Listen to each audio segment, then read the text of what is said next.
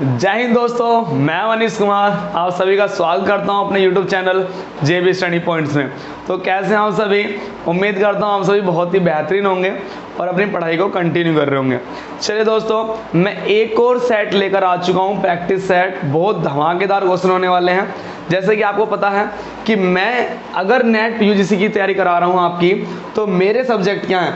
मेरे सब्जेक्ट यहाँ पर मैथ और रीजनिंग है। मैं आपको रेगुलर लगभग 5 सवाल लेकर आ रहा हूँ, जिनमें 2-3 मैथ के होते हैं, 2 सवाल रीजनिंग के होते हैं। तो एवरेज है, एक तरीके से प्रैक्टिस हो रही है हमारी, है ना, रिवाइज हो रहा है। बहुत अच्छा सीरीज चल रही है, मज़ा आ रहा है पढ़ने में। चलिए देखो, यहाँ पर अगर अभी तक जो स्टूडेंट अब नए जुड़े हैं तो सब्सक्राइब कर लो और बेल आइकन प्रेस कर लो। मैं रेगुलर 5 क्वेश्चन करा रहा हूँ आपके मैथ और रीजनिंग के, है ना। और जो 5 क्वेश्चन ये हो रहे हैं विद कंसेप्ट हो रहे हैं। पहले मैं कंसेप्ट बताता हूँ उसका, और फिर उसको आपको डायरेक्ट भी बताता हूँ मैं आपको, है ना। चलिए, JB स्टडी पॉइंट्स के नाम से ऐप है, डाउनलोड कर लो इसको भी। काफ़ी बेनिफिशियल, काफ़ी अच्छी चीज़ें हमारे ऐप पर भी हैं। जो UGC नेट का नया सिलेबस जो स्टार्ट होगा, नया कोर्स जो होगा, उसके लिए आप यहाँ पर ज्वाइन कर सकते हैं। फिर चलिए, आज का पहला सवाल क्या होने वाला है, देखो एक बार। पहला सवाल की अगर मैं बात करूं तो पहला सवाल है, कह रहा है कि श्रीनिजा, मार्कर चेंज कर लेता हूं। श्रीनिजा अपने घर से 9 किलोमीटर पश्चिम की ओर चलती है। तो आप सभी को पता है कि हमारी डायरेक्शन क्या होंगी भाई? 4 डायरेक्शन मेन है हमारी डायरेक्शन। कौन कौन सी? पूर्व, पश्चिम, उत्तर और दक्षिण। मैंने क्या कहा था? डायरेक्शन एंड डिस्टेंस में दिशा का ज्ञान होना बहुत जरूरी है ना। चलिए दोस्तों, देखो एक बार, कह रहा है कि निजा एक लड़की है, जो भी है 9 किलोमीटर पश्चिम की ओर चलती है। तो आपको हमेशा उसको स्टार्टिंग में यहाँ बिठा देना है। तो यहाँ से चलाओ आप। चलिए, निजा यहाँ थी, कहाँ थी निजा यहाँ पर है ना। चलिए, तो निजा यहाँ है, वो 9 किलोमीटर पश्चिम में चलती है। कितना किलोमीटर? 9 किलोमीटर कहाँ चलती है? पश्चिम में चलती है। कोई बात नहीं, चला दो, और नहीं चलेगी तो मुझसे बता देना। चलिए, फिर कह रहा है, फिर दक्षिण की ओर मुड़ी और 11 किलोमीटर वह चली। चलिए, अब दक्षिण का होगा, बोलो। पूर्व, पश्चिम, उत्तर, दक्षिण। दक्षिण और नीचे, तो वो 11 किलोमीटर चली नीचे की ओर। कितने किलोमीटर चली भाई? 11 किलोमीटर। चलिए, फिर देखो, फिर वह पूर्व की ओर 13 किलोमीटर चली। अब बोलो, पूर्व, पश्चिम, उत्तर, दक्षिण। तो पूर्व इस साइड हुआ ना। चलिए, तो पूर्व किधर गई भाई? यहाँ तक गई, तो कितना हो गया? 9 किलोमीटर। यहाँ से यहाँ तक गई तो कितना हो गया भाई? ये खुद ही दिमाग में आना चाहिए। 9 किलोमीटर तो यहाँ हो गया, लेकिन वो टोटल कितना चले गई भाई? 13 किलोमीटर चले गए, पूरा 13। तो 9 हो गया। अब 4 और चला दो। कितना चला दो भाई? 4 और चला दो। कितना चला दो? 4 किलोमीटर और चला दो, फिर वो टोटल कितना चल जाएगी? 13 किलोमीटर चल जाएगी, जो हिसाब से कहा। चलिए भाई, फिर बोलो आगे क्या हुआ? फिर ये हुआ कि अंत में, अब लास्ट कंडीशन, अंत में पश्चिम की ओर 4 किलोमीटर चली। तो बताओ, यहाँ पे है हो तो पूर्व, पश्चिम। पश्चिम की तरह का इधर, तो कितना चली? 4 किलोमीटर पूर्व में चली। और जब 4 किलोमीटर पूर्व में आएगी तो वापस आ रही है, 4 किलोमीटर, तो यहाँ पर आ गई वो। निजा अब कहाँ पर है? निजाब यहाँ पर है, निजाब यहाँ पर है। प्रारंभ में कहाँ थी? यहाँ पर। तो वो हमसे ये कहना चाह रहा है कि, क्या पूछ रहा है कि निजा अपनी प्रारंभिक स्थिति से कितनी दूर है। यह है इसकी प्रारंभिक स्थिति। प्रारंभिक स्थिति हो गई इसकी। तो अपनी प्रारंभिक स्थिति से वो अब कितनी दूर है? तो बताएंगे सर, यहाँ से अगर मैं बात करूँ तो ये अपनी प्रारंभिक स्थिति कितना भाई? 11। ये 11, तो ये भी कितना? 11। तो प्रारंभिक स्थिति से वो 11 किलोमीटर दूर है। क्या है मेरे भाई? वो 11 किलोमीटर, इस समय वो 11 किलोमीटर दूर है। तो ये डायरेक्शन डिस्टेंस के सवाल बहुत आसान हो जाते हैं जब हमें डायरेक्शन की नॉलेज होती है। बहुत आसान हो जाते हैं नॉलेज होती है। चलिए, एक और क्वेश्चन की ओर बढ़ता हूँ। देखिए, इस क्वेश्चन में क्या काम से है कि जो पेन है, पेन की कोडिंग ये है आपकी। तो देखते हैं एक बार भाई। अब मैंने कहा था, जो कैपिटल लेटर होंगे उन ऊपर लिखना, जो डिकोड करके आया उसको नीचे लिखना। तो भैया पेन है, पेन की कोडिंग क्या है? पेन की कोडिंग है 17, 7 और 7। 3 भाग में ब्रेक कर लिया मैंने। फिर पूछ रहा है तो कैप की कोडिंग क्या होगी? तो कैप की कोडिंग के लिए क्या होगी, चलो देखते हैं एक बार। यहाँ देखते हैं क्या रिलेशन बना। रिलेशन देखो मेरे भाई, P आता है हमारा कौन से नंबर पर, 16 नंबर पर, E आता है 5 नंबर पर, N आता है 40 नंबर पर। तो कितने की वृद्धि हुई यहाँ पर, 1 की। 16 के बाद 17, 5 के बाद क्या आ गया यहाँ 7, तो प्लस 2 की वृद्धि हुई। 14 से क्या आ गया 17, 3 जोड़ दिया, तो क्या हो रहा, 3 की वृद्धि हो रही है। कैसे, पहले 1 की, फिर 2 की, फिर 3 की। बताओ C आता है 3 नंबर पे, 1 नंबर है, P आता है 16 नंबर पर। चलिए तो यहाँ होगी 1 की वृद्धि, मतलब 4 आएगा, 1 की वृद्धि होगी यहाँ 2 आएगा, 16 के बाद क्या आएगा 17 आएगा। तो हमारा आंसर आएगा 4217। 4217 इज माई राइट आंसर। 42, 16 में 3 जुड़ेंगे तो लगभग 19 आएगा हमारा। तो ये हमारा बेस्ट आंसर होगा 4219। 4219 इज माई राइट आंसर। और पहले वाले का आंसर क्या होगा, 11 किलोमीटर। पहले वाले का आंसर है हमारा 11 किलोमीटर। तो चलिए दोस्तों, 2 क्वेश्चन हो चुके हैं, देख लीजिए एक बार और इसे। तो जब भी क्वेश्चन आएंगे तो आप इनकी अल्फाबेट सीरीज लिख लो, इनकी प्लेस वैल्यू लिख लो, प्लेस वैल्यू से कंपेयर कर लो, चल जाएगा पता। बहुत सिंपल सीक्वेंस बनी हुई है। और देखो ऐसे ही आपके एग्जाम में पूछे गए क्वेश्चन। ये कुछ अच्छा क्वेश्चन है, देखिए एज रिलेटेड क्वेश्चन है, ये एज चैप्टर से है। तो मैं इसे आपको बहुत मेहनत करने वाला हूँ इस कंसेप्ट को बताने में। कुछ ब्रेक करके बोली गई है बात, कह रहा है जो ए है वो बी से 25 वर्ष छोटा है। जैसे मैं क्या लगूँ, एग्जाम्पल ले लो, अगर एक बात कर रहा है ए की, एक कर रहा है बी की, तो कह रहा है जो ए है ना वो बी से छोटा है। बी से क्या है, छोटा है। ये कितना छोटा है भैया, 25 साल, 25 वर्ष क्या ये छोटा है। तो सर कुछ एग्जाम्पल से बताओ। मैंने कहा एग्जाम्पल ही रहा, अगर मान लो इसकी एज है 50 वर्ष, तो ये क्या है 25 वर्ष क्या है ये कम, तो कितना हो जाएगा, ये 25 साल का होगा। मैं कह रहा हूँ अगर ये 65 वर्ष का है, अगर ये 75 वर्ष का है, तो मुझे बताओ भाई ये कितना होगा, 50 वर्ष का। कुछ ऐसा कहना चाह रहा है, इसका हम यूज कर लेंगे, हमारे ब्रेन में इमेज बन गई। कह रहा है 15 वर्ष बाद बी की आयु सी की आयु की 2 गुनी है। तो मेरे भाई अब जरा ध्यान देखना, ये हमारे लिए मेन बात है। ये तो आंसर बताएगा, लेकिन मेन हेडलाइनिंग क्या है, ये है 15 वर्ष बाद।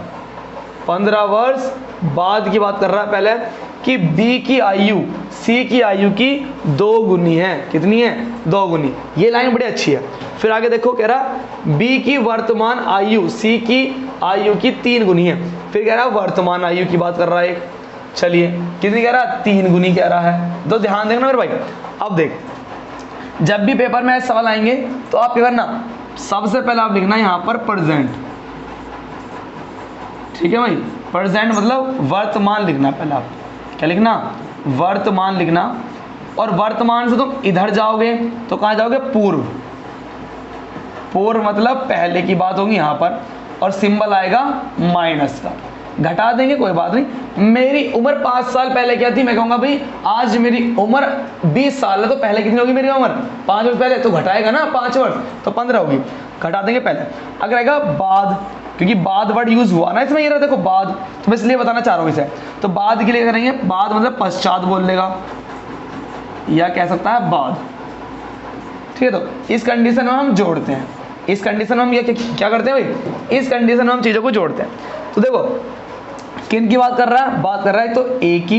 शुरू में देखते हैं दोबारा से, 15 वर्ष बाद, तो क्या हो भाई 15 वर्ष बाद आ जाओ।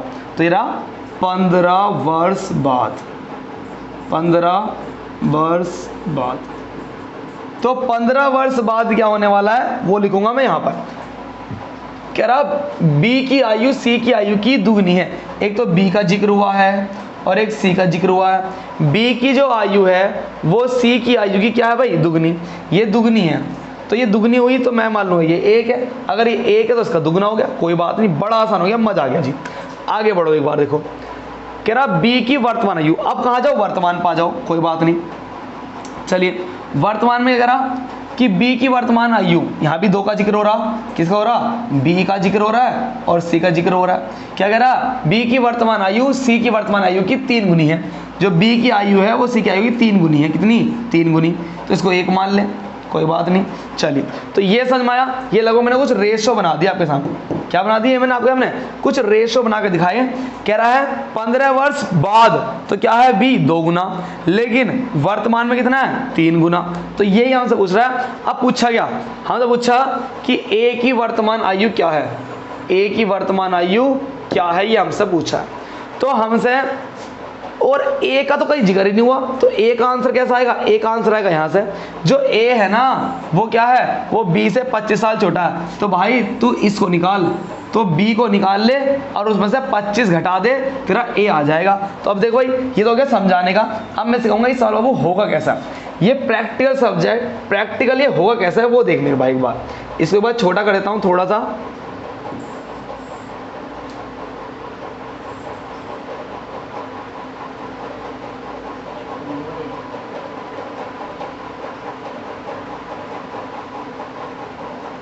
यही समझा दूंगा, क्या दिक्कत है। देखो, जब भी इस टाइप के सवाल आएंगे तो सबसे पहले देखना है आपको अंतर।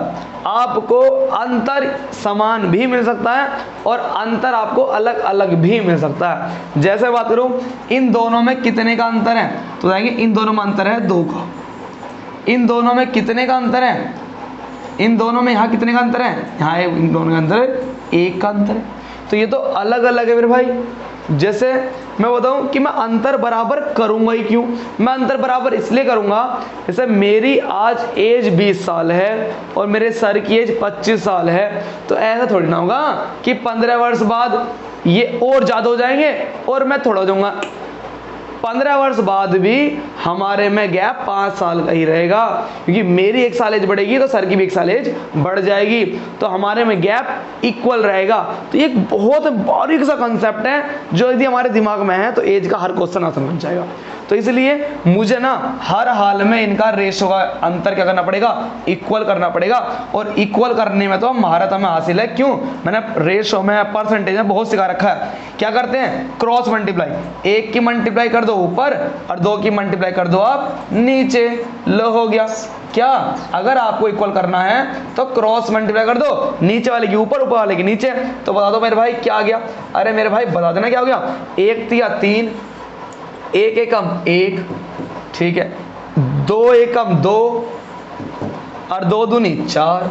अब बता दे क्या इनमें अंतर सेम हो गया, बिल्कुल सही हो गया।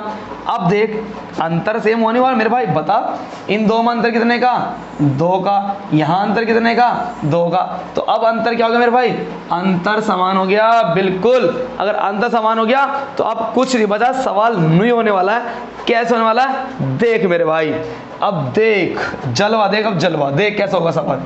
तू बता, वर्तमान से जब हम बाद में गए तो कितने साल की बात की गई, साल में, बता साल में। तो बताएगा भैया 15 साल, यहां से यहां जाओगे तो 15 साल, लेकिन यहां से यहां जाओगे तो 1 रेशो में, रेशो में कितने यूनिट, केवल 1, 3 से 4, केवल कितना गैप मेरे भाई, केवल 1 का गैप, कितना गैप, केवल 1 का गैप। देख ध्यान से ना भाई, अरे बिल्कुल ध्यान देख ले, हो गया सवाल।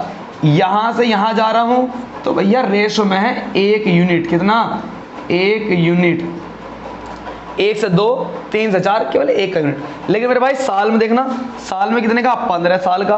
तो 1 की वैल्यू बोल दे मेरे भाई कितना, 15 साल।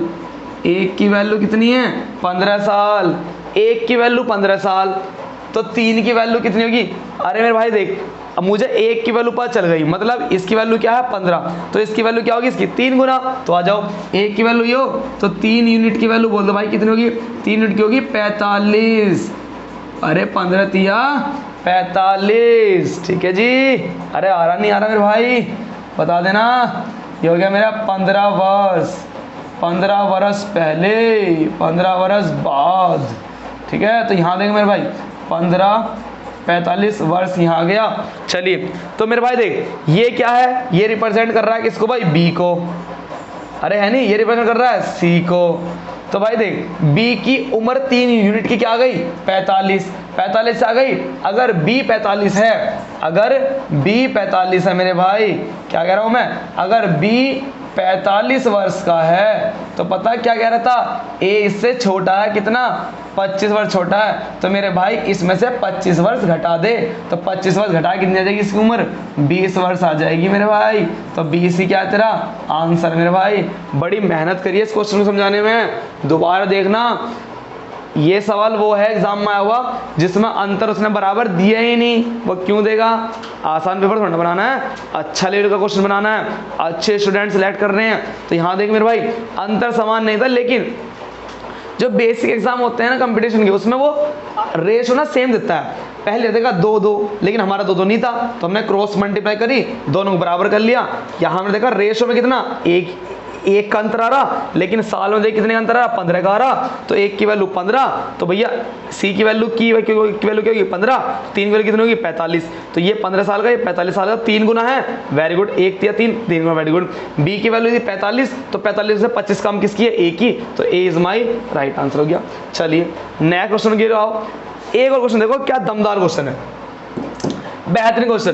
किसका है ये, आपका इस चैप्टर का नाम होता है रैंकिंग चैप्टर का क्वेश्चन। देखिए भाई, सीटिंग अरेंजमेंट, हाय हाय देखो, PQRSTUVW नाम के 8 रेस्तरांस, मतलब दौड़ क्या बोलते हैं ना, जो रेस में दौड़ेंगे, एक सीध में स्थित हैं।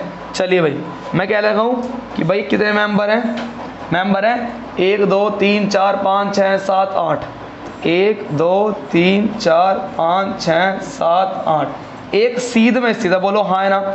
इसने कहा एक सीध में स्थित है, मैंने एक सीध में कर दिया, लेकिन क्वेश्चन में ये व्रत में भी कर दे, मैं किसी व्रत के चारों ओर स्थित हैं, ऐसे भी आ जाएगा क्वेश्चन, कोई दिक्कत नहीं। तो यहाँ देख भाई, तू सीधी रेखा में स्थित है, कोई बात। अब कंडीशन अप्लाई होंगी, जो कह रहा हो ना लिखते चलना। पहली कंडीशन क्या लिख रहा, एस जो है वो टी के बाएं से दूसरे स्थान पर है, पहली कंडीशन हो गई। तो लिख ले, जो एस है वो टी के बाएं से, भाई इसका बायां इसका दायां, तो बाएं से दूसरे स्थान पर, तो पहला दूसरे स्थान पर कौन है मेरे भाई, एस। तो ये हो गई पहली कंडीशन अप्लाई हो गई। चलिए फिर कह रहा है कि W P के बाएं से तीसरा है, जो W है वो P के बाएं से तीसरा, 1 2 3, तो यहाँ बना दे ले। तो जो W है वो P के बाएं से तीसरा बनाता चल, तो कुछ चिंता मत करे। देख भाई, कर्म कर फल की चिंता मत करे, आ जा। तो क्या कह रहा है ये, कह रहा आगे दूसरा केस हो गया हमारा ये वाला, बना दिया मैंने भाई। नेक्स्ट कह रहा T P और V के बीच में है, कह रहा जो T है ना, जो T है वो P और V के कहाँ है, बीच में है। तो भाई देख, यहाँ देखना जरा एक बार, अरे यहाँ देखो भाई एक बार जरा, इसी के अनुसार देखो यहाँ से मैच हो गया। जो T है वो P और V के कहाँ है, बीच में। T और V, जो T है P और V के बीच में, तो T को यहाँ बना ले, ठीक है, आई सा लग रहा है।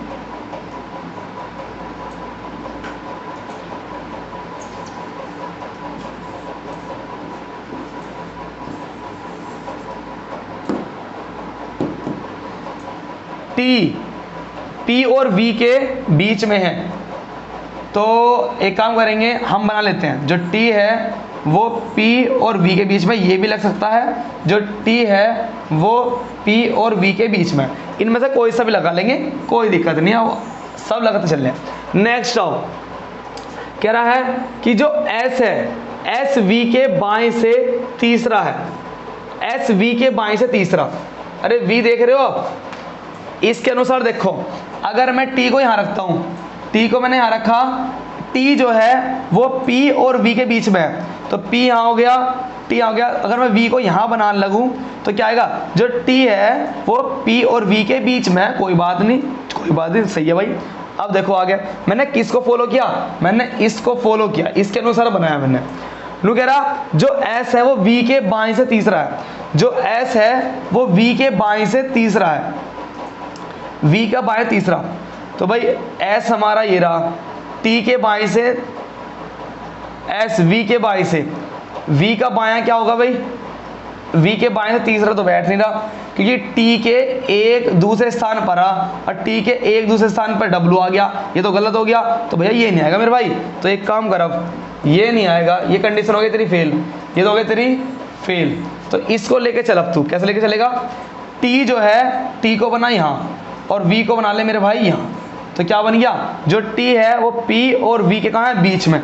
बिल्कुल सही बात लग गई। चलिए, तो ये तो कंडीशन फेल हो गया, हटाते चला। आ जाओ, देखो s v के बाएं तीसरा, जो s है वो v के बाएं तीसरा, देखो भाई आएगा भी तीसरा, देखो यहाँ है v, तीसरा बना 1 2 3, यहाँ गया तेरा s, जो s है वो v के बाएं से तीसरा 1 2 3, सही बात है।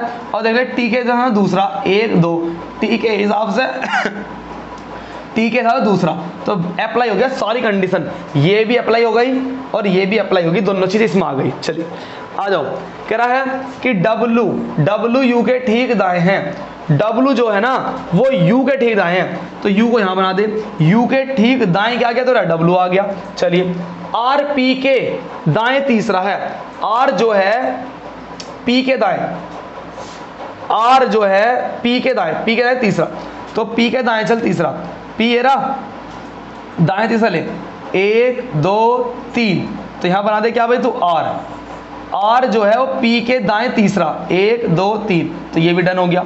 चलो आओ, ये भी डन हो गया, P के दाएं तीसरा। तो कह रहा है अब देखो बचा कौन भैया, क्या था P, Q नहीं बचा तो Q यहाँ आ जाएगा। चलिए कोई दिक्कत नहीं, तो बताओ P Q R S T U W सब हो गया। चलो पूछा, ये क्या पूछा मेरे भाई, पूछा ये क्या पूछ रहा कि S के दाएं से चौथे स्थान पर कौन है, S के दाएं से चौथे स्थान पर, देखो 1 2 3 4, चौथे स्थान पर कौन है R, चौथे स्थान पर कौन है मेरे भाई, चौथे स्थान पर कौन है, चौथे स्थान पर है R is my right answer. Condition लगाते रहो, ये लगा देखी गलत बैठ रहा, ये लगाई तो सही बैठ रहा, कोई दिक्कत नहीं। चलिए भाई नेक्स्ट सवाल, आज का लास्ट सवाल ब्लड रिलेशन का, तो ब्लड ले चलता हूं, तो मैं खून के रिश्तों में ब्लड रिलेशन,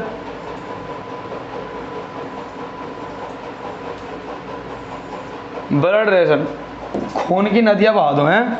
आ जाओ, देखो कह रहा है दया का जो भाई है ना अमित है, दया का भाई कौन है, अमित, तो दया हो गया और दया का भाई है अमित, तो भाई को एक साथ बना, दया और दया का भाई, क्योंकि दया और दया का भाई क्या अमित, तो भाई बना दे, तो भाई बनाएगा तो ट्राइंगल में क्या यूज करेगा भैया, अगर मेल वर्ड यूज हुआ है तो मेल के लिए ट्राइंगल यूज करना, अगर फीमेल यूज हुआ है, अगर फीमेल की बात हो रही है, फीमेल की बात हो रही है तो सर्कल बना लेना, और भैया क्या लेके चलना, ट्री में चलना, जनरेशन लेके चलना, 1 2 3 पीढ़ी, फर्स्ट पीढ़ी, सेकंड पीढ़ी, थर्ड पीढ़ी, मैं पापा और दादा, ठीक है, मैं मम्मी नानी, ये लेके चलना मेरे भाई, बड़ों से छोटे की ओर लेके चलना, ठीक है। जो एक ही जनरेशन के होंगे वो एक साथ, जो अलग अलग जनरेशन के होंगे ऊपर नीचे, और जनरेशन ऊपर नीचे, ऐसे लेके चलना मेरे भाई, ठीक है। चल देख भाई, दया जो है ना, दया का भाई ए है, तो जो भाई है इसलिए मैंने ट्रायंगल कर दिया, तो दोनों एक ही जनरेशन के हैं, तो एक साथ रख लिया मैंने, कोई बात नहीं। सीखो, कह रहा है दया चंद्रा का बेटा है, जो दया है ना ये चंद्रा का बेटा है, तो बेटा क्या है, बेटा तो छोटा, चंद्रा बड़ी उम्र में, तो जनरेशन का गैप, तो भैया चंद्रा यहाँ बना ले, तो चंद्रा का क्या है, ये दया चंद्रा का बेटा है, तो ये भी बेटा, तो ट्रायंगल बना ले, ये बेटा है। चलो भाई ठीक है, आ जाओ, मतलब ये फर्स्ट जनरेशन की बात कर रहा है, ये सेकंड, भैया चंद्रा का बेटा है तो बेटा उसमें तो गैप होगा ना। चलिए, कह रहा है विमल चंद्रा के पिताजी हैं, विमल जो हैं चंद्रा के पिताजी, चंद्रा के पिताजी और बड़ी जनरेशन में आएंगे, चंद्रा के पिताजी, विमल जो हैं वो चंद्रा के क्या है, पिताजी, तो पिताजी है तो ट्रायंगल बंद कर दे भाई, मेल होंगे। आ जाओ, कह रहा कि अमित का विमल से क्या संबंध है, अमित का विमल से, जहां से कह रहा हूं अस्सी तीर मार दे मेरे भाई, तीर मार दे, ये कौन है तो बताएगा भैया, ये कौन है, अमित कौन है, विमला अमित, इनमें कॉन्सेप्ट पूछ रहा है, अमित का विमला संबंध बताओ कि अमित कौन है, किसका, विमल, देखो भाई, इसका बेटा या बेटी एक जनरेशन, फिर और जनरेशन, बताओ तो क्या होगा, ये इसका पुत्र हुआ, ठीक है मेरे भाई, पुत्र का भी पुत्र हुआ, तो किस जनरेशन में आएगा भाई, जब 2 जनरेशन होती है। दादाजी है मेरे भैया, नीचे जा रहे ऊपर क्यों आएंगे दादाजी तो, ठीक है। भाई होगा नहीं, क्योंकि जनरेशन में गैप आ गया। क्या होगा, चाचा जी होने कि चाचा जी तो एक जनरेशन में आएंगे, ये बेटा। तो बेस्ट आंसर तो नहीं चुल्ले में हम पोता होगा, पुत्र, पोता, नाता, नाती, ये सब क्या आएंगे, तीसरी जनरेशन में आएंगे। तो इस तरीके से मैं क्या करता हूँ, ब्लड रिलेशन को इस टाइप से पहले मेल फीमेल चॉइस करता हूँ, फिर इस ट्री मेथड का यूज़ करता हूँ, तो क्वेश्चन आराम से हो जाते हैं। तो चलिए दोस्तों, मेरा तो बारी हो गई, मेरे तो खत्म। 5 क्वेश्चन आते हैं और आते ही अपने घर चले जाते हैं। तो अब लेंगे आपकी क्लास सर, तो मैं तो मिलूंगा आपसे नेक्स्ट क्लास में। तब तक के लिए बाय बाय, जय हिंद, जय भारत, वंदे मातरम, भारत माता की जय। चलिए भाई, प्रैक्टिस करते रहो, लगन रखो बढ़िया वाली, धमाकेदार, मजा आना चाहिए सेट में।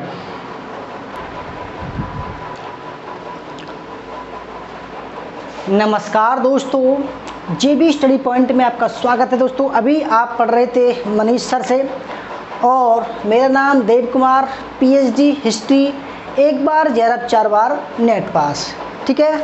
अब जो जितने भी बचे हुए सवाल हैं अब आपको हम कराएंगे। तो 6ठा सवाल आपके सामने, क्वेश्चन नंबर 6 है दोस्तों। क्वेश्चन नंबर 6 आपके सामने देखो, यहाँ वाई लैंग्वेज है, ठीक है। कुछ सवालों में जैसे कि प्रभावी संचार के लिए प्राथमिक घटकों में से एक है।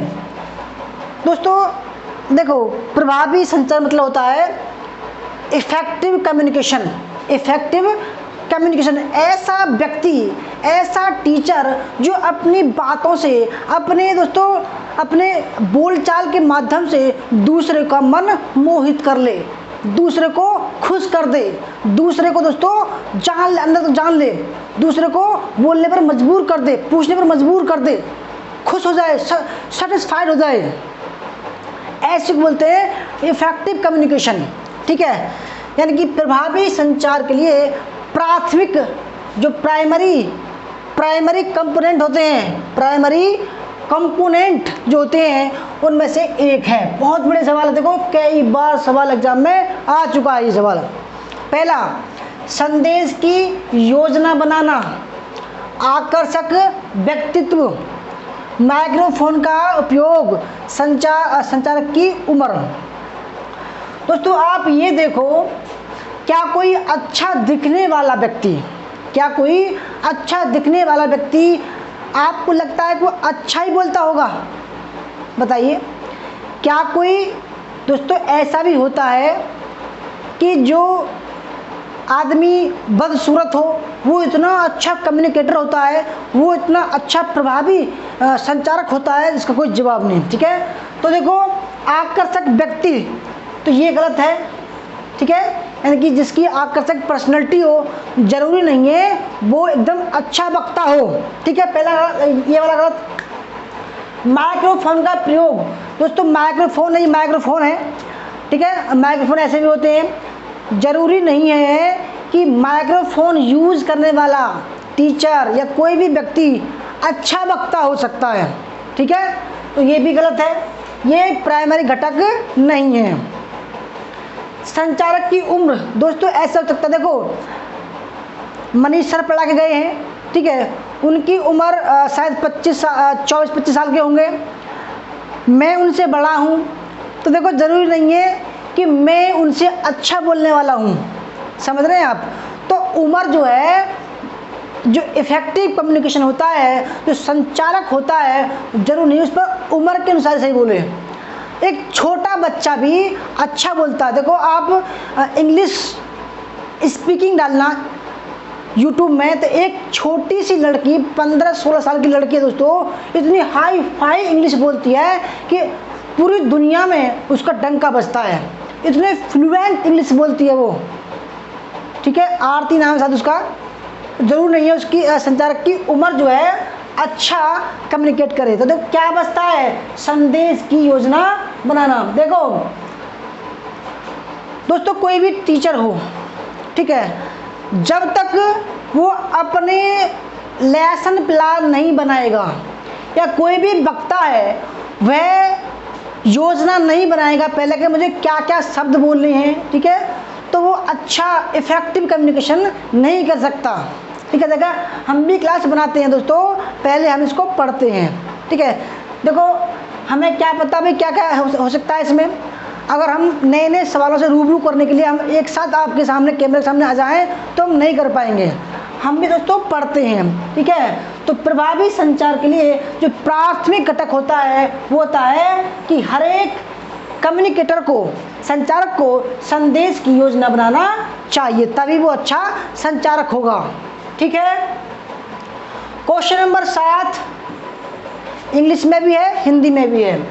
निम्नलिखित में से कौन सा दशमलव संख्या 23 के द्विआधारी समकक्ष का प्रतिनिधित्व करता है? देखो मैंने कल आपको पूछा था कि भाई 42 का, आपसे पूछा था मैंने 42 का बाइनरी बनाना है आपको। ठीक है,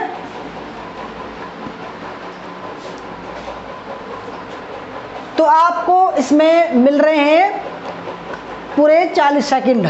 ठीक है, यानी कि 23 का आपको क्या करना है, 23 क्या है, ये दशमलव संख्या है, इसको क्या करना है 0 और 1 की फॉर्मेट वाला बाइनरी में चेंज करना है, बाइनरी में।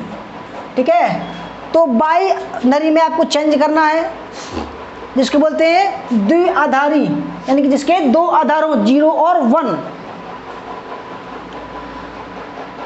देखो मैंने कल आपको बताया था कि भाई जब दशमलव संख्या से बाइनरी में चेंज करते हैं इसको बोलते हैं डेसिमल, डेसिमल टू बाइनरी। जब डेसिमल वाली संख्या को बाइनरी में चेंज करते हैं तो क्या करते हैं 2 से भाग करते हैं। अब 23 का 2 में भाग करो कितना होगा 11 दूनी 22, 11 दूनी 22। जो शेष बचा कहाँ लिखेंगे, उसके सामने लिखेंगे 1 बचा। ठीक है, अब 11 को भी 2 में भाग करो तो 5 दूनी 10, कितना शेष बचा 1 बचा, 1 लिख दे इसके सामने। ठीक है, अब 5 को 2 में डिवाइड करो तो 2 दूनी 4, क्या बचा 1 बचा। अब क्या करना है 2 को भी काटना है तो 1 दूनी 2, क्या बचा 0 बची। तो मैंने बताया आपको जब डेसिमल से बाइनरी में चेंज करते हैं और 2 से भाग करते हैं तो जो संख्या हमें आंसर आता है वो क्या करते हैं इधर से उठाकर इधर चलते हैं, यानी कि पहले 1 फिर 0 1 1 1 1 1 1। कितना आसान है, देखो कौन सा ठीक होगा, ऑप्शन नंबर बी ठीक होगा, ऑप्शन नंबर बी ठीक होगा। ठीक है दोस्तों, समझ में नहीं आ रहा हो तो बार बार पूछ सकते हो। देखो कल वाला जो 42 वाला था, कल मैंने पूछा आपसे कि 42 का आपको बताना है, तो 42 में क्या करना है, 42 में आपको क्या करना है दोस्तों 21 दूनी 42। ठीक है, 21 दूनी 42, 0 बचा। ठीक है, 10 दूनी 20, कितने शेष बचा 1 बचा। उसके बाद में क्या करना था आपको 5 दूनी 10, 0 बचा। फिर 2 दूनी 4, 1 बचा। फिर 1 दूनी 2, कैसा 0 बचा। तो 42 का जो उत्तर था वो था 1 0 1 0 1 0।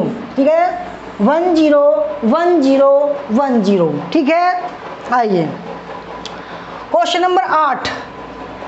क्वेश्चन नंबर 8 ये बहुत ही शानदार सवाल है, बहुत ही बेस्ट लेवल का सवाल है, हर एक बार एग्जाम में ये आता है। ठीक है, और इसकी गणना प्रति वर्ष लगती है। देखो सवाल है वर्तमान में प्रति व्यक्ति ऊर्जा खपत किलोवाट घंटा प्रति वर्ष के संदर्भ में सही क्रम की पहचान कीजिए। At present in terms of per capita energy consumption kilowatt hours per year, identify the correct sequence। दोस्तों आपसे पूछ रहा है कि भाई किस देश के व्यक्ति जो ऊर्जा खपत करते हैं, खपत का मतलब होता है खर्च करना, जैसे कि पंखा चलाया, कूलर चलाया, एसी चलाया, गीजर चलाया, लाइट चलाई, कोई भी लाइट जलाई, तो किस देश के व्यक्ति सबसे ज़्यादा खर्च करते हैं, कौन से देश के व्यक्ति सबसे कम खर्च करते हैं, और कौन से व्यक्ति सबसे कम से उससे ज़्यादा करते हैं, फिर सबसे ज़्यादा करते हैं। ठीक है, तो इस तरीके से पूछा गया है कि सबसे ज़्यादा से सबसे होता हुआ कम जा रहा है।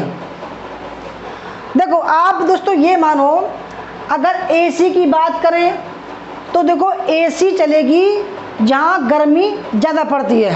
ठीक है, गीजर कहाँ चलेगा, जहाँ पर ठंड पड़ती है। तो दोस्तों तो सबसे ठंडा जो देश है वो रूस है। ठीक है, माइनस में 70 टेम्परेचर जाता है, 70 टेम्परेचर। तो देखो सबसे ज़्यादा दुनिया में जो खर्च करता है वो करता है रूस का व्यक्ति। ठीक है, उसके बाद में चीन, फिर उसके बाद में ब्राज़ील है इस बार, और चौथे नंबर पर है भारत। तो याद रखिएगा, अगर सवाल आ जाए तो क्या करना है आपको, रूस, उसके बाद में चीन, फिर ब्राज़ील, फिर इंडिया। ठीक है, देखो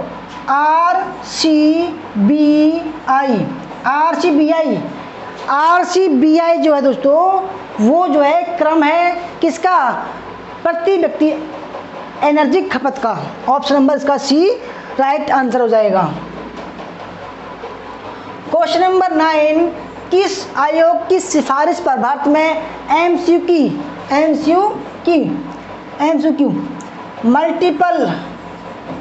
मल्टीपल चॉइस क्वेश्चन, यानी कि एग्जाम में मल्टीपल जो क्वेश्चन आते हैं वो किस आयोग की सिफारिश पर अपनाया गया था। पहला है कोठारी आयोग, यह 1964। ठीक है, मुदालिर आयोग 1952, राधाकृष्ण आयोग 1948, स्वतंत्र भारत का प्रथम आयोग था, इसको बोलते हैं विश्वविद्यालय आयोग।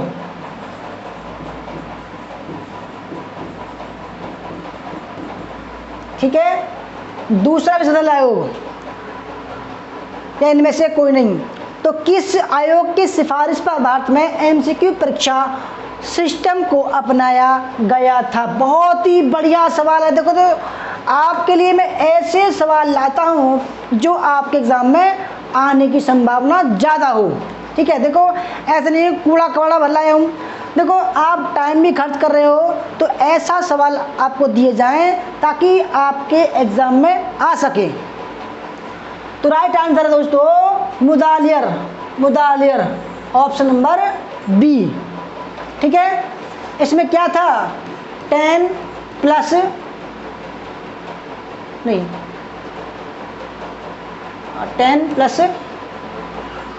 2 + 3 ये सिस्टम था इसमें। क्वेश्चन नंबर 10, केंद्रीय विश्वविद्यालय अधिनियम 2009 के अनुसार विश्वविद्यालय का विजिटर कौन होगा। देखो कई बार एग्जाम में आ चुका दोस्तों, मैं क्या बताऊं, बहुत ही बढ़िया सवाल है। और कौन सी उसका, ये हायर एजुकेशन का है, हायर एजुकेशन यूनिट का ये। ठीक है, हायर एजुकेशन का। Chief justice of India, prime minister of India, president of India या वाइस प्रेसिडेंट ऑफ इंडिया। तो केंद्रीय विश्वविद्यालय अधिनियम 2009 के अनुसार विश्वविद्यालय का विजिटर कौन होता है। ठीक है, देखो विजिटर अलग होता है और कुलपति अलग होता है।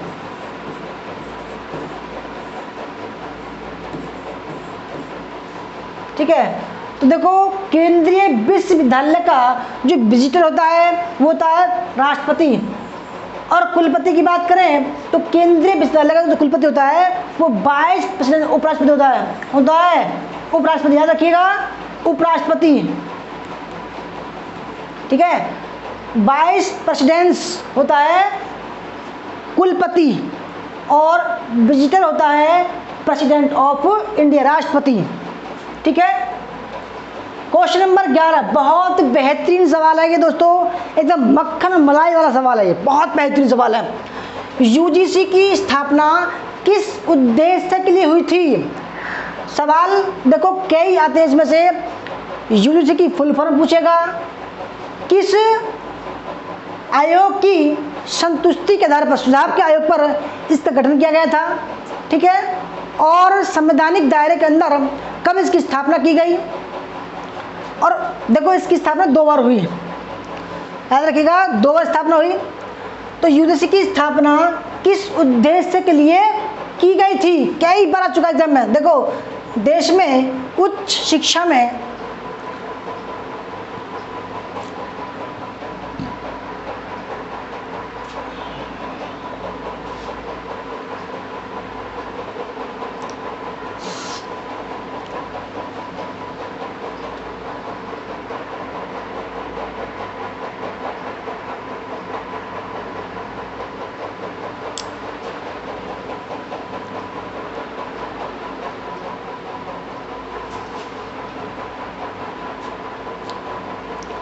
तो यूजीसी की जो स्थापना की गई थी दोस्तों, उसमें बी विश्वविद्यालय शिक्षा के मानकों का समन्वय, निर्धारण और देखभाल करना, ठीक है। उसके बाद में ऑप्शन नंबर डी विश्वविद्यालय और कॉलेजों को अनुदान का वितरण करना, सब्सिडी देना, ठीक है, याद रखिएगा। और ऑप्शन नंबर ई संघ एवं राज्य सरकारों और उच्च शिक्षा अधिगम संस्थाओं के बीच महत्वपूर्ण कड़ी के रूप में सेवा प्रदान करना, ठीक है। तो ऑप्शन नंबर इसका सी राइट आंसर हो जाएगा। देखो अगर बात करें यूजीसी की फुल फॉर्म की तो यूनिवर्सिटी ग्रांट कमीशन, ठीक है। पहली बार इसकी स्थापना हुई थी 1953 में और दूसरी बार स्थापना इसकी 1956 में हुई थी। ये दोनों तारीख जो है वो एक साथ नहीं आ सकती कभी भी। क्वेश्चन नंबर 12 निम्नलिखित में से किस प्रकार के प्राकृतिक खतरों में मनुष्य को नुकसान पहुंचाने की सबसे अधिक संभावना है? देखो ये सवाल है जन एवं एनवायरनमेंट का, पर्यावरण का, एनवायरनमेंट का, ठीक है, जन एवं पर्यावरण का यूनिट सवाल है ये। किस प्रकार के प्राकृतिक खतरों में मनुष्य को नुकसान पहुंचाने की सबसे अधिक संभावना है? क्या भूकंप से, क्या जंगल की आग से, क्या जलवायु विस्फोट से, ज्वालामुखी या सूखा और बाढ़ से? देखो राइट आंसर है ड्राउट एंड फ्लड्स। सूखा और बाढ़ से मनुष्य को सबसे ज्यादा जो है नुकसान होता है। क्वेश्चन नंबर 13 मानव संसाधन विकास मंत्रालय, ठीक है, यानी कि HRD ह्यूमन रिसोर्स डेवलपमेंट, अब इसका नाम रख दिया है Ministry of Human Resource Development, MHRD। Shri Ram Nath Kovind ji जो राष्ट्रपति थे उन्होंने HRD का नाम बदलकर MHRD कर दिया गया है, ठीक है। तो मानव संसाधन विकास मंत्रालय में कौन कौन शामिल है? पहला है प्रारंभिक शिक्षा और साक्षरता विभाग, दूसरा माध्यमिक शिक्षा और उच्च शिक्षा विभाग, तीसरा महिला एवं बाल विकास विभाग या उपरोक्त सभी। देखो दोस्तों अगर बात करें भाई इसके प्रथम अध्यक्ष कौन थे तो मौलाना अबुल कलाम थे, मौलाना अबुल कलाम। मौलाना आज़ाद, सॉरी मौलाना आज़ाद, मौलाना अबुल मौलाना आज़ाद, कलाम आज़ाद। और देखो अगर वर्तमान की बात करें तो श्री धर्मेंद्र प्रधान जी हैं, धर्मेंद्र प्रधान, ठीक है, याद रखिएगा। देखो MHRD के अंतर्गत पहला भी ठीक आता है, दूसरा भी आता है, तीसरा भी आता है, तो राइट आंसर हो जाएगा ऑप्शन नंबर डी। याद रखिएगा ये सवाल कई बार आ चुका है, बहुत महत्वपूर्ण है। क्वेश्चन नंबर 14, संप्रेषण आमतौर से किसके साथ प्रारंभ होता है? संप्रेषण, देखो संप्रेषण होता क्या है? संप्रेषण मतलब होता है कम्युनिकेशन, यानी कि संचार। तो पहला है भ्रामक विचारों से, अर्थ विषयक ध्वनि से, तीसरा आशंका से, या मन मस्तिष्क में चित्र से। संप्रेषण आमतौर से किसके साथ प्रारंभ होता है?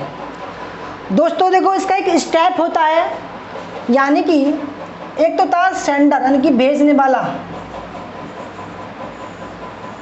फिर वो अपने विचारों को क्या करता है? एनकोड करता है, एनकोड।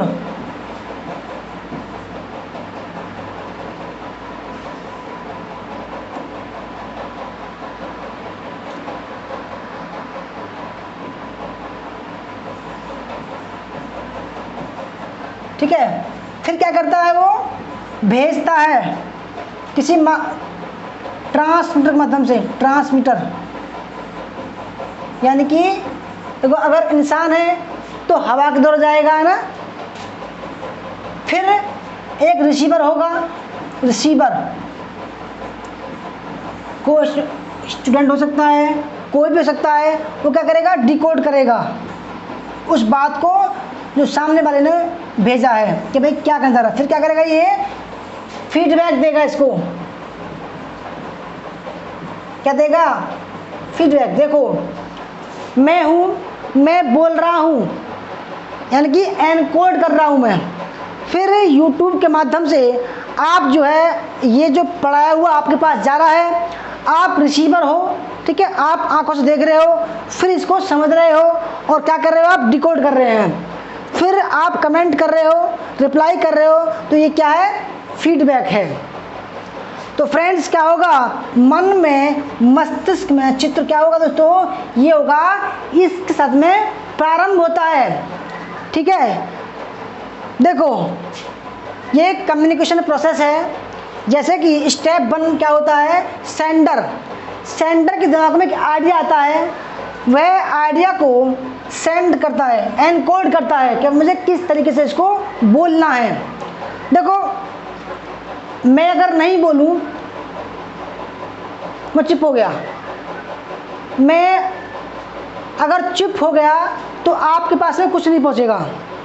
मैं बोल रहा हूं, ठीक है, मेरा दिमाग एनकोड कर रहा है, ट्रांसलेट कर रहा है दोस्तों, ठीक है, यानी कि जो मैं बोल रहा हूं वो आवाज़ के माध्यम से आप तक पहुंच रहा है। ठीक है, आवाज़ के माध्यम से निकल रहा है, मेरे जो द्वारा जो बोलने वाले शब्द हैं। अब क्या हो रहा है कि ट्रांसमिट, यानी कि किसी चैनल के माध्यम से आप तक ये आवाज़ जा रही है मेरी, और चित्र भी जा रहा है। फिर आप क्या हुए? आप जो हमारी क्लास को कर रहे हो, आप हो गए रिसीवर। ठीक है, आँख आपको, आँख जो है आपकी देख रही क्लास को, और जो आपका दिमाग है वो दोस्तों क्या कर रहा है? वो इस चित्र को डिकोड कर रहा है, जो मैं बोल रहा हूँ डिकोड कर रहा है। अगर मैं दोस्तों ऐसी भाषा बोलूँ जो आपके समझ में नहीं आए तो क्या होगा? तो दोस्तों वो स्टेप जो है बेकार हो जाएगा, कम्युनिकेशन प्रोसेस जो है खराब हो जाएगा। तो दोस्तों आपका दिमाग जो है डिकोड नहीं कर पाएगा, तो ये जो स्टेप है वो टूट जाएगा। जब आप रिसीवर डिकोड कर रहे हो तो आप कमेंट के माध्यम से क्या कर रहे हो? फीडबैक दे रहे हो। ठीक है, फीडबैक दे रहे हो, जो किसको पता चल रही है दोस्तों? वो मुझे पता लग रही है। ठीक है, मुझे।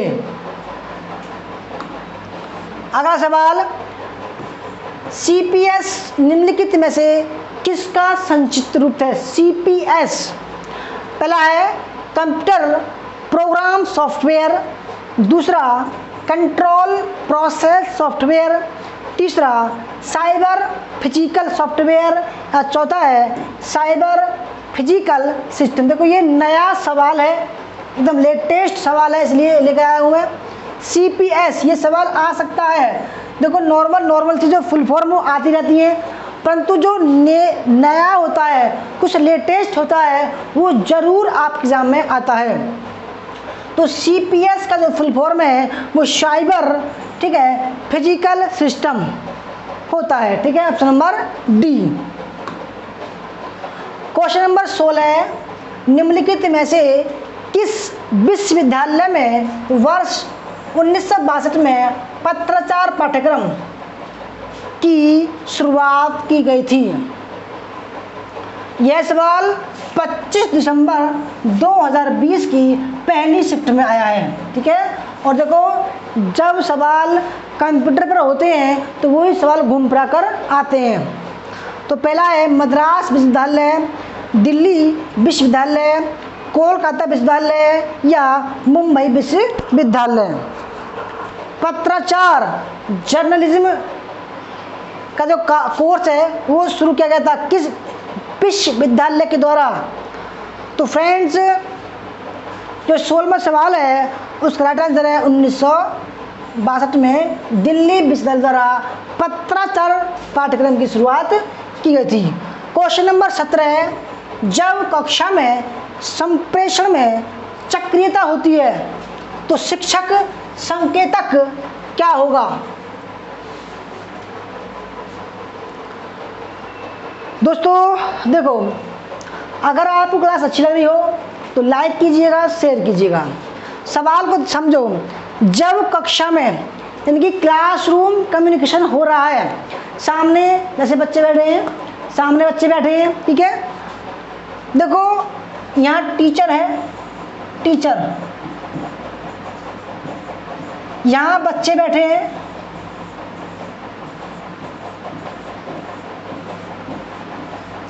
ठीक है। अब क्या हो रहा है, ये जो टीचर है पढ़ के आया है भाई, लेसन प्लान बना के आया है। अब क्या है, इसके ये सेंडर हो गया, ठीक है। अब जो उसको पढ़ाना है वो ये एनकोड करके पढ़ाएगा।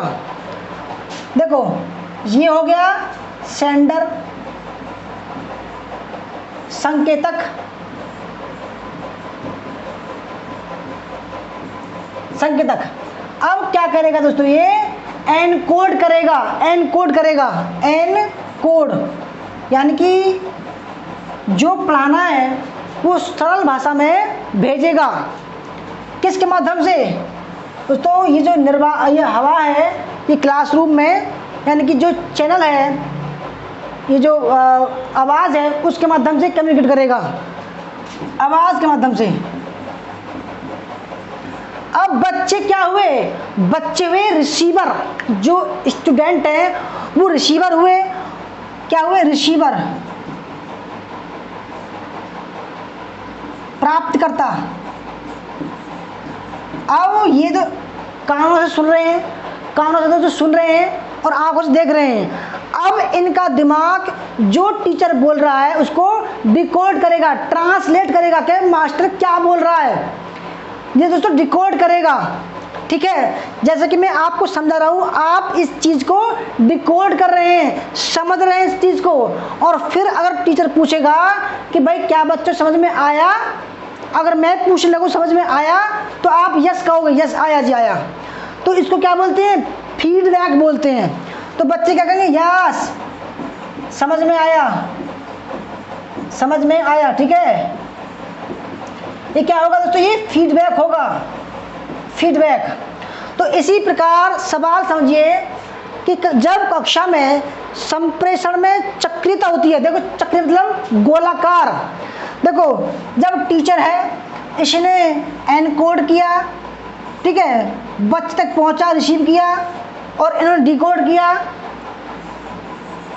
डिकोड। अब इन्होंने क्या किया, फीडबैक दिया। तो दोस्तों क्या होगा, चक्रीय हो गया। तो अब देखो, जब ये टीचर था, जब ये भेज रहा था सवाल, तब ये क्या था, संकेतक था। जब ये कुछ प्राप्त कर रहा है इस तरीके से, तो क्या हुआ, विसंकेतक हुआ। क्या हुआ, विसंकेतक, डिकोडर हुआ। तो फ्रेंड्स क्या हो गया दोस्तों, सक्रिय विसंकेतक हुआ, एक्टिव डिकोडर हुआ, क्योंकि ये बच्चों की बातों को समझ रहा है। अगर बच्चा पूछने लगे सर ये बताओ ऐसे हुआ तो ऐसे क्या होगा, कोई सवाल पूछ लगे तो क्या होगा, टीचर सुनेगा, समझेगा।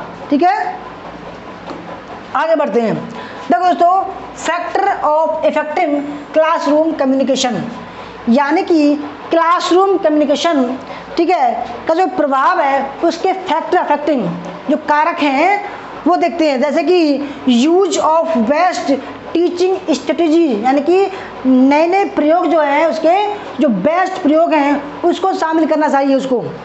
इससे क्या होगा, इफेक्टिव होगा, प्रभावशाली कक्षा संचार होगा। दूसरा, यूज ऑफ प्रॉपर टेक्नोलॉजी, यानी कि जो बेस्ट टेक्नोलॉजी है उसका प्रयोग करना सही रहता है, जिससे क्लासरूम जो कक्षा संचार होता है वो इफेक्टिव होता है।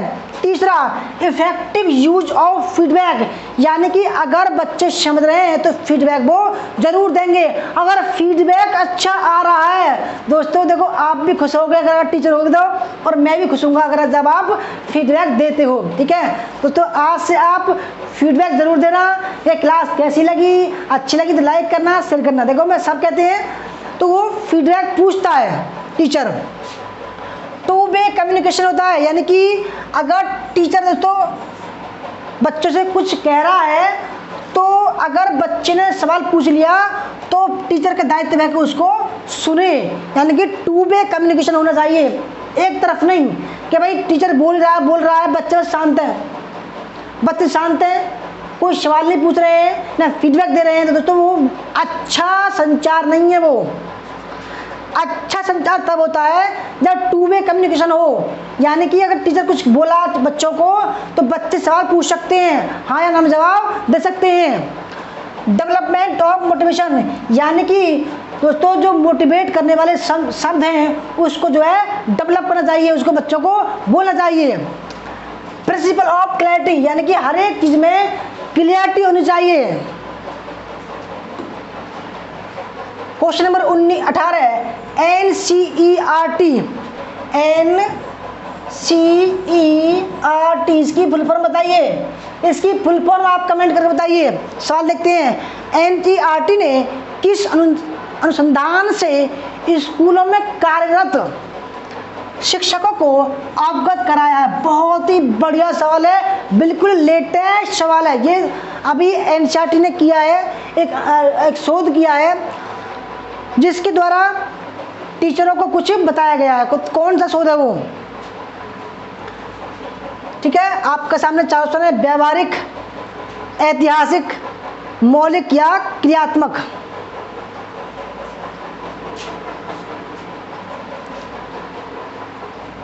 एप्लाइड, ठीक है, हिस्टोरिकल रिसर्च, और मौलिक, फंडामेंटल, और क्रियात्मक, एक्शन रिसर्च, एक्शन रिसर्च। तो कौन सा ठीक है दोस्तों? फुल फॉर्म आपने कमेंट किया है, अच्छी बात है। National council education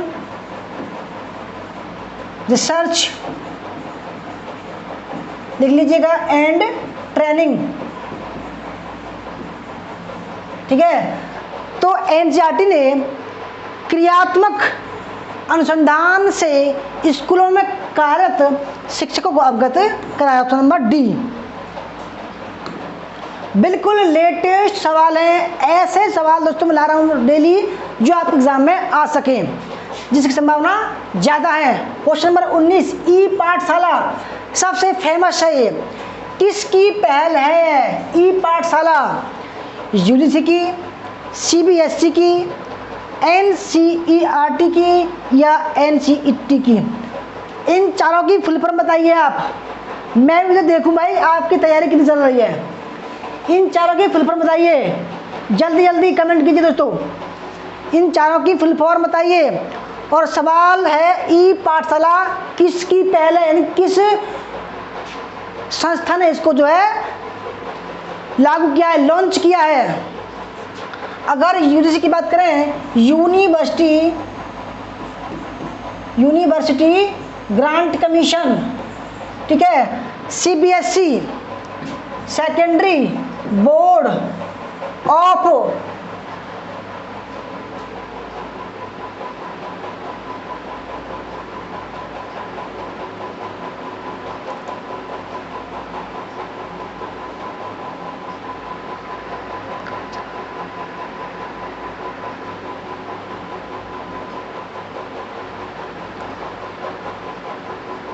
secondary board of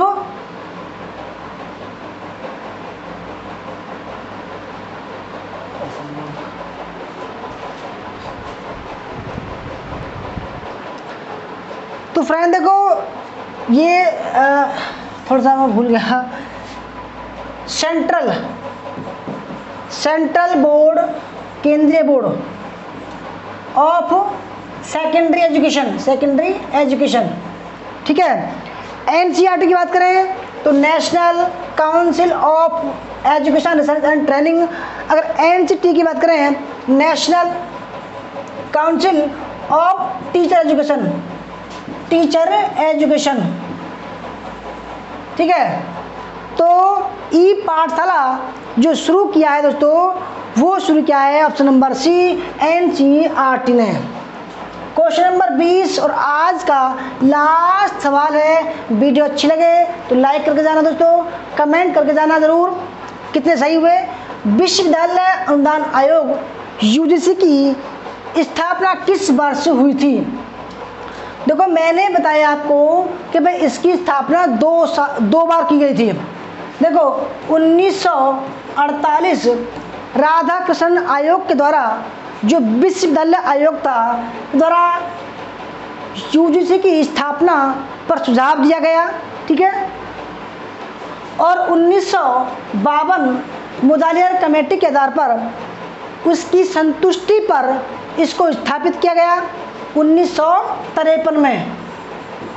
और उस समय मौलाना आज़ाद जो शिक्षा मंत्री थे, उन्होंने इसका विधिवत उद्घाटन किया, ठीक है। परंतु दोस्तों उस समय वो संवैधानिक दायरे में नहीं था, असंवैधानिक था, ठीक है। तो फिर 1956 में संसद के द्वारा उस पर विधेयक लाया गया और फिर उसको संवैधानिक दायरे के अंदर स्थापित किया गया। देखो मैंने बताया कि एक तो 1953 भी ठीक है और 1956 भी ठीक है। सवाल देखो, विश्वविद्यालय अनुदान आयोग की स्थापना कब की गई? तो 1953 में की गई। अगर सवाल आए विश्वविद्यालय अनुदान आयोग को संवैधानिक दायरे के द्वारा कब स्थापित किया गया? तो 1956 में स्थापित किया गया। अगर सवाल ऐसा ही आए, ठीक है, तो दोस्तों इन दोनों में से एक ही ऑप्शन आएगा, ठीक है। पहली बार 1953 में और दूसरी बार 1956 में किया गया था। दोस्तों ये थी हमारी आज की क्लास। आपको कैसी लगी? अच्छी लगी तो लाइक करना, शेयर करना, कमेंट करना। अगर आपको हमारा कोर्स ज्वाइन करना है नेट हिस्ट्री प्लस पेपर 1 का, तो 3000 रुपये का कोर्स है। 6 महीने का, 1 साल का 4000 रुपये का है और 2 साल का 5000 रुपये कोर्स है। हमारा नंबर है 8218345167। संपर्क कर सकते हैं। धन्यवाद। जय हिंद, जय भारत, वंदे मातरम।